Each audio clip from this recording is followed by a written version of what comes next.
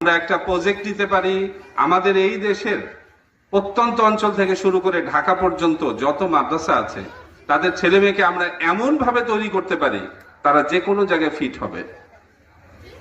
এবার সেই স্বপ্নের জায়গা থেকে বাস্তবতায় আসে।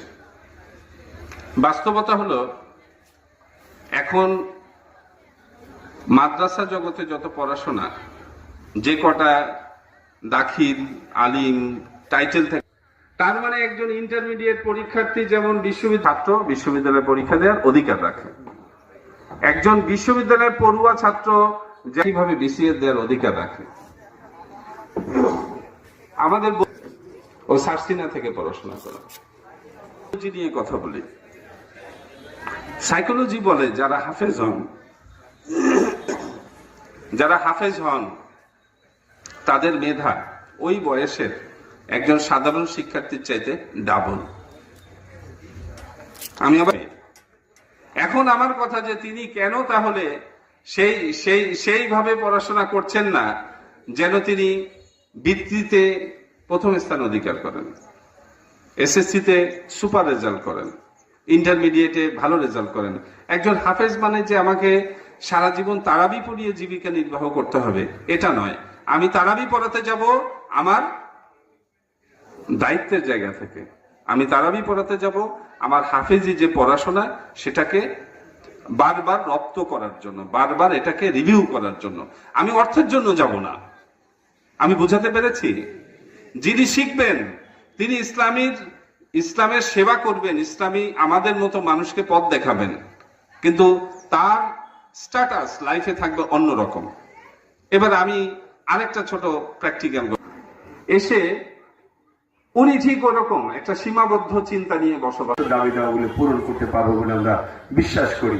প্রিয় ভাইরা আসেন, আমরা আমাদের উপজেলায় শিক্ষা ইয়েটাও কম, আমাদের উপজেলাতে শিক্ষার প্রতিষ্ঠানও কম, তারপরেও যতটুকু আছে সেগুলো দিয়ে আমরা যেন সঠিকভাবে আমাদের এই কাজগুলি করতে পারি। আমরা যেন আমাদের মেহমান এসছে, ওদিকে তাকানোর দরকার নেই তো, আমাদের মেহমান এসছে, তো আমরা যেন আমাদের এই শিক্ষার মান উন্নয়নের জন্য শুধুমাত্র শিক্ষক মন্ডলী অথবা স্কুলের ম্যানেজিং কমিটি তাদের উপরে ছেড়ে না দিয়ে আমাদের অভিভাবকদের যেন আমরা দায়িত্ব পালন করি, শিক্ষক মন্ডলীরা যেন আমাদের দায়িত্ব পালন করতে পারি, সেই আশা এবং প্রত্যাশা রেখে আমি আমার কথা শেষ করছি। আসসালামু আলাইকুম ওয়া রাহমাতুল্লাহ। আপনাদের এই পিরোজপুর, আপনাদের এই জিয়ানগর আপনাদের সুন্দর করে গুছাতে হবে, আর যদি না গুছাতে পারেন আপনাদেরই ক্ষতি।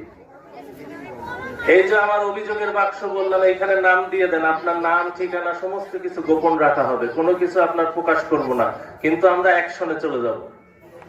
আমার ওসিকে আমি দেব, ওসি যদি ব্যবস্থা না নেয় আপনি আমাকে ফোন দিয়ে জানাবেন যে এসপি স্যার আমার এই ব্যবস্থা নেওয়া হয়নি। আমার অফিসার এই পুরস্কারে একটা লক্ষ্য আছে। আল্লাহ তাআলা যাদেরকে পুরস্কার নির্বাচন করেছেন সেই তোমাদেরকে এই পুরস্কারের মাধ্যমে এই টেবিল সামনে মঞ্চে যারা বসা আছে তাদের, যে কারণে এই মাদ্রাসার কোনো দাওয়াত পেলে আমরা আসলে খুবই আনন্দিত হই। আমরা জানি হাদিসে উপস্থিতিতে একটু কথা বলবো। ইসলাম ষষ্ঠ রোল 15, দ্বিতীয় স্থান।